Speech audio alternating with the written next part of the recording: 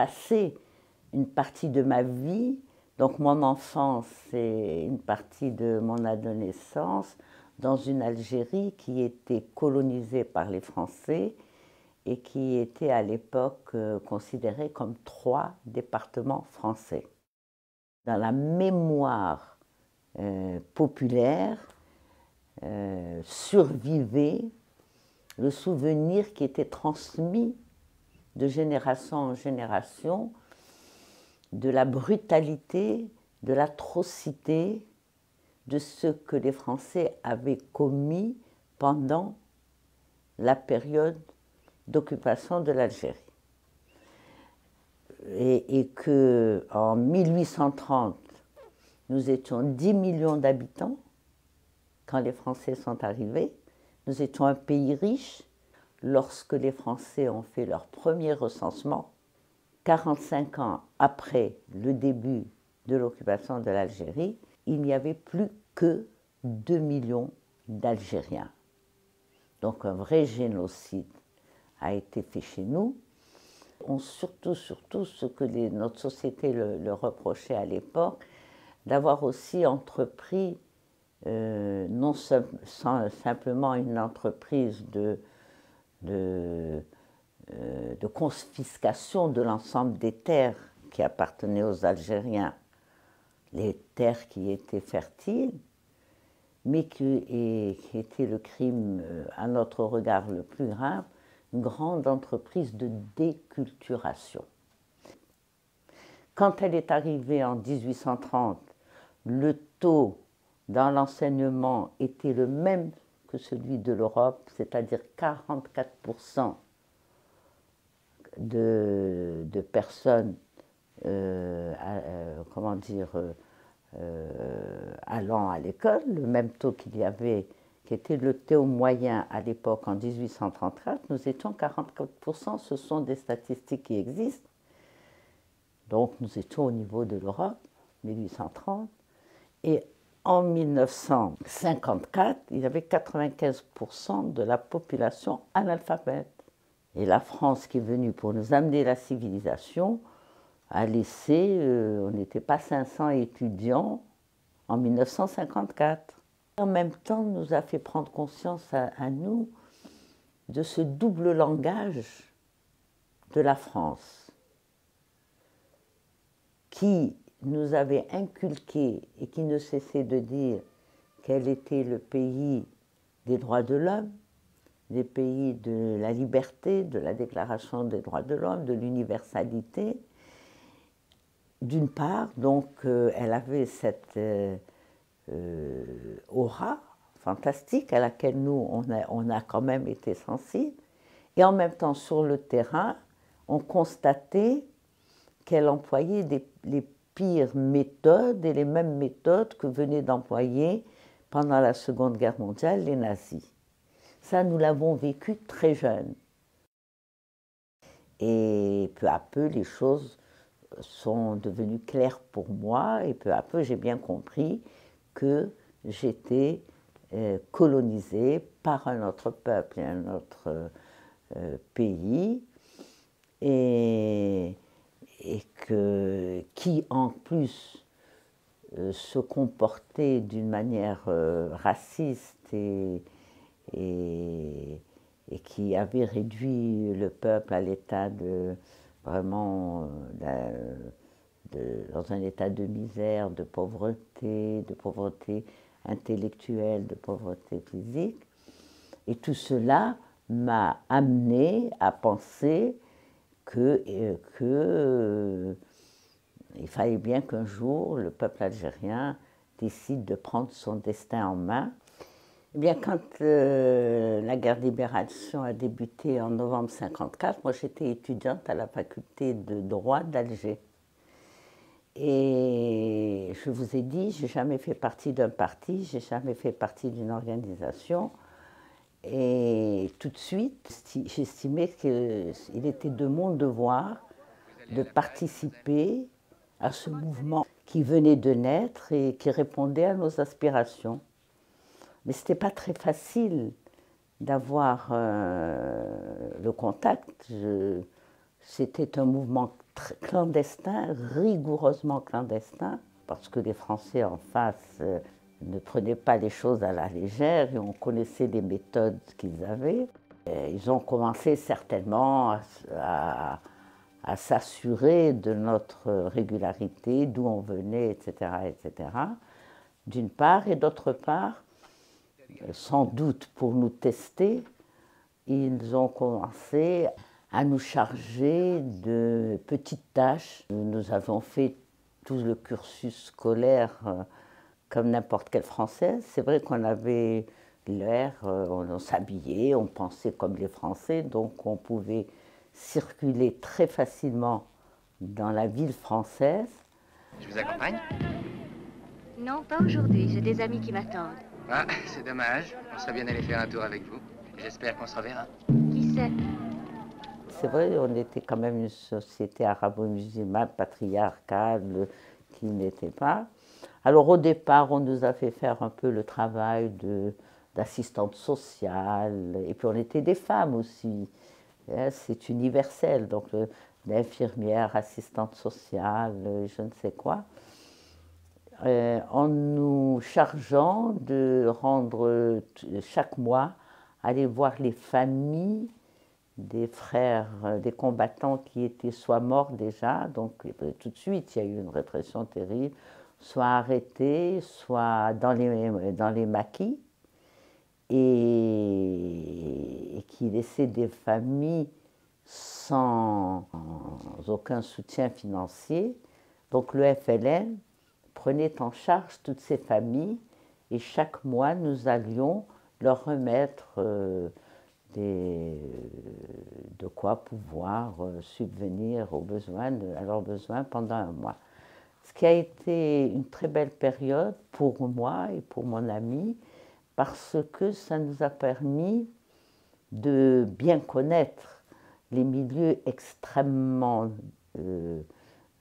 démunis qu'il y avait en Algérie. On avait beau savoir la misère du peuple algérien, mais bon, ayant eu la chance de vivre dans notre milieu qui était plus aisé, etc., on imagine très mal, quand on ne vit pas ces situations, quelle peut être la misère dans laquelle les gens vivent. Donc ça nous a permis d'être proche des personnes, de mieux les comprendre. Et quand vous comprenez les personnes, à ce moment, votre engagement est tellement plus fort, d'une part, et puis vous êtes accepté par les autres.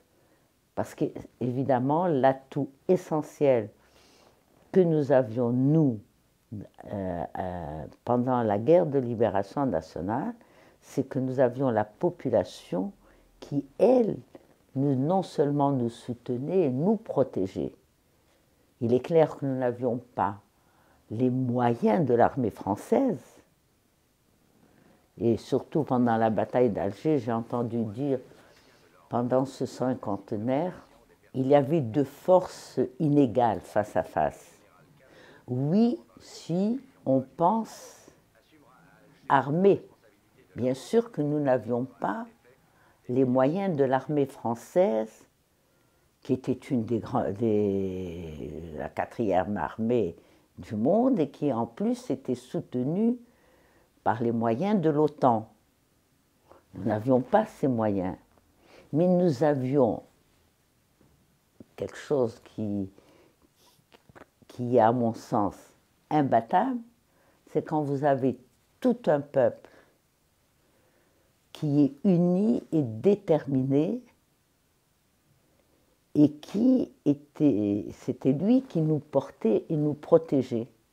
Donc avec le peu de moyens que nous avions, on s'est mesuré à cette énorme armée, mais elle ne pouvait pas nous battre parce qu'en fait, elle se mesurait à tout un peuple qui était déterminé à aller jusqu'au bout du sacrifice. L'ensemble du peuple algérien était en attente du départ, en attente du déclenchement de de mouvement de libération nationale Dien Bien Phu venait d'avoir lieu, donc les Vietnamiens s'étaient libérés et s'en étaient sortis victorieux. Un de nos grands chefs, l'Arbi Ben-Hidi, a dit au général Massu quand il a été arrêté, « Vous savez, nous sommes prêts à vous donner nos petits couffins où on mettait une petite bombe et donnez-nous vos tanks et vos avions. » Et vous, ne vous semble-t-il pas bien plus lâche de larguer sur des villages sans défense vos bombes au napalm qui tuent 1000 fois plus d'innocents? Évidemment, avec des avions, ça aurait été beaucoup plus commode pour nous.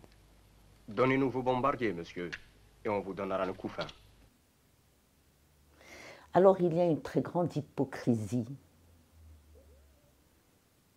que le monde entier, tout le monde sait quoi s'en tenir, mais il y a cette hypocrisie étalée. Oh, ces gens qui vont déposer une bombe auprès de civils innocents. L'Algérie était en pleine guerre et tout le monde était impliqué, et notamment la population qu'on disait civile européenne.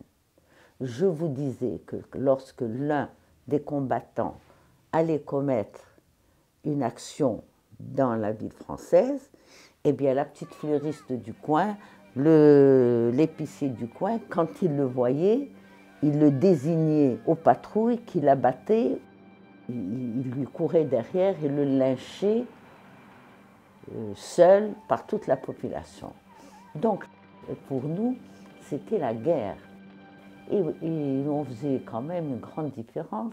Quand vous aviez un avion qui allait sur les montagnes et les petits villages et qui faisait tomber des tonnes de bombes à des milliers de kilomètres, donc il était inaccessible sans aucun risque. Et il tuait qui? Il tuait la population civile, et alors eux tuaient les êtres humains, les bêtes, la flore et la faune, les bêtes et même les forêts qui étaient brûlées au napalm. Alors on vient nous dire, vous avez déposé une bombe, c'est du terrorisme. Moi, je me suis battue avec les moyens que j'avais. Et je me suis battue contre mes ennemis, ils étaient mes ennemis. Eux, s'ils me voyaient, ils m'abattaient, eh bien moi, je me défendais, et face à eux, je les abattais.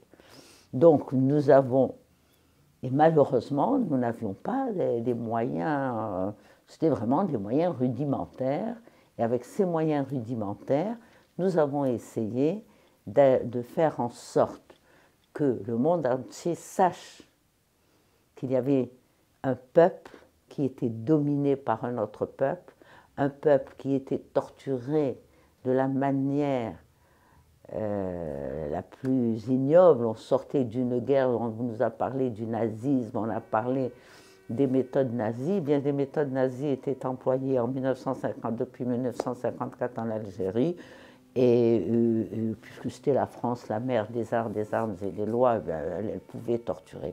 Nous, ce qui nous importait, on savait que militairement, on ne leur faisait pas beaucoup de mal, une petite bombinette qui éclatait, mais ça permettait à Alger, qui restait quand même la capitale, puisqu'il y avait un gouverneur général, et qui était la vitrine de l'Algérie, d'alerter l'opinion internationale sur ce qui se passait en Algérie, alors que les Algériens venaient de se mêler au monde libre pour faire que le monde devienne libre. J'ai été appelé terroriste par mon adversaire, qui est l'armée française, qui était une partie de la France.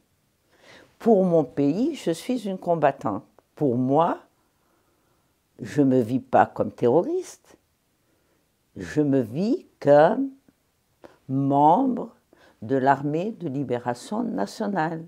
Maintenant que mes adversaires me qualifient de terroriste ou autre, ça ne m'impressionne pas.